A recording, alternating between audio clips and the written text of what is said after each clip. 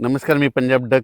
20 August, 27, 28 ह्या दरम्यान म्हणजे ह्या 3 दिवसामध्ये काय होणार आहे, 26, 27, 28ला नागपूर जिल्हा, वर्धा, भंडारा, गोंदिया, चंद्रपूर, यवतमाळ, त्याच्यानंतर वाशिम, हिंगोली, अकोला, अमरावती, त्याच्यानंतर इकडं हिंगोली, परभणी जिल्हा, जालना जिल्हा, एक बीड जिल्हा, त्याच्यानंतर अहिल्यानगर, नेवाशापर्यंत, त्याच्यानंतर संभाजीनगर, जालना आणि इकडं जळगाव, जामोद ह्या पट्ट्यामध्ये ना 25, 26, 27, 28च्या दरम्यान त्या भागामध्ये पाऊस असणार आहे, म्हणून हा अंदाज लक्षात यायचा.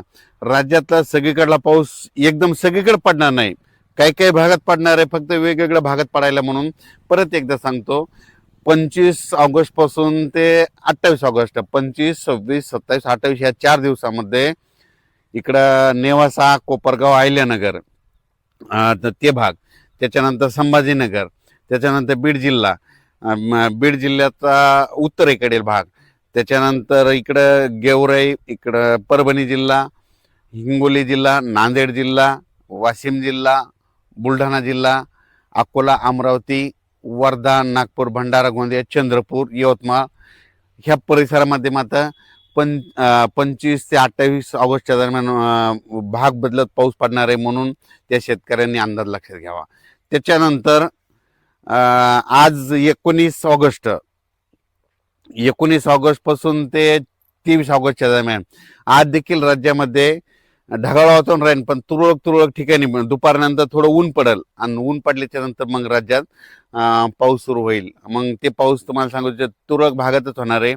इकडं लातूरचा उदगीर परिसर, त्याच्यानंतर सोलापूर जिल्ह्याचा इकडं मंद्रुप ते परिसर, त्याच्यानंतर इकडं कंधार तालुका, इकडं नांदेड जिल्ह्यात बिलोली, सगरोळी, त्याच्यानंतर धर्माबाद, आदिलाबाद त्या परिसरामध्ये हा पाऊस असणार आहे, म्हणून अंदाज लक्षात यायचा. पण एकदम राज्यातला सर्व पाऊस एकदम बंद होणार नाही, भाग बदलत पडणार आहे, विखुरलेल्या स्वरूपात राहणार आहे, म्हणून हे लक्षात. त्याच्यानंतर कोकणपट्टीचा मात्र ते पाऊस चालूच राहणार आहे, म्हणून कोकणपट्टीचा त्या शेतकऱ्यांनी देखील अंदाज लक्षात घ्यायचा. राज्यात देखील 1 सप्टेंबरपर्यंत पाऊस असणार आहे, पण ते काय होणार आहे, 10 मिनिटाचा, 20 मिनिटाचा, अर्ध्या तासाचा असाच पडणार आहे, सर्वदूर पडणार नाही, म्हणून सर्व शेतकऱ्यांनी अंदाज लक्षात घ्यायचा.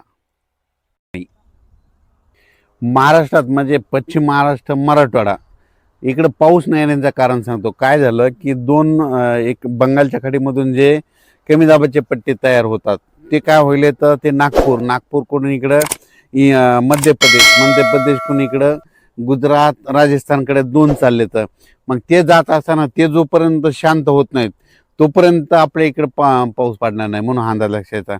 तसंच आता देखील परत 2 कमी दाबाचे पट्टे आहेत, ते लो प्रेशर आहेत, ते जाणार आहेत. त्याच्यामुळे काय होणार आहे, ते विदर्भातच पाऊस पडणार आहे. मराठवाड्याकडं आणि पश्चिम महाराष्ट्राकडे खूप काही मोठा पाऊस पडणार नाही. स्थानिक वातावरण तयार होऊनच मराठवाड्यामध्ये 7 जिल्ह्यामध्ये असाच तुरळक भागात पाऊस पडणार आहे. म्हणून ज्यांच्याकडे पाण्याची व्यवस्था असेल तर तुम्ही पाणी देण्याची व्यवस्था करू शकता. कारण की ना खूप काय असा मोठा ओढे नाले वाल असा सध्या तरी राज्यात पाऊस नाही. मग राज्यात पाऊस कधी येणार, तर राज्यात सप्टेंबरच्या पहिल्या आठवड्यात मग राज्यात पाऊस येणार आहे, आणि ते मात्र जोराचा पाऊस असणार आहे. सध्या फक्त वरुण राजाची बॅटिंग फक्त विदर्भाकडेच आहे, म्हणजे त्यांच्याकडेच आहे. कारण की ना मग त्याच्यामध्ये कोणतं सांगतो की परत एकदा सांगतो, वर्धा, नागपूर, भंडारा, गोंदिया, चंद्रपूर, यवतमाळ, इकडं अकोला, अमरावती, पुन्हा मध्य प्रदेशचे जे लगतचे तालुके आहेत, मोर्शी, अचलपूर, दर्यापूर, त्याच्यानंतर इकडं परतवाडा, इकडं जळगाव, जामोद ह्या पट्ट्यामध्येच काय होणार आहे, ह्या शेवटच्या आठवड्यामध्ये आता म्हणजे 18 ऑगस्ट ते 30 ऑगस्टपर्यंत त्या परिसरामध्येच विदर्भातच पाऊस पडणार आहे. परत एक कमी दाबाचा पट्टा तयार होईल, ते बी विदर्भात पडेल, पण त्याचा पाऊस खूप लय झालं तर ह्या शेवटच्या आठवड्यात काय होईल की नांदेड जिल्हा एक घेईल, त्याच्यामध्ये हिंगोली एक घेईल, त्याच्यानंतर परभणी जिल्ह्यात काय भाग घेईल, म्हणून तिथपर्यंत परभणी जिल्ह्यातच येईल. त्याच्या पुढं काही ते पाऊस सरकणार नाही, कारण की ते पाऊस तिथंच स्थिर होऊन जाईल. राज्यात सध्या तरी खूप काही असा मोठा पाऊस नाही, कारण की ज्यांच्याकडे पाण्याची व्यवस्था असेल तर तुम्ही तुमचं पाण्याची व्यवस्था करू शकता.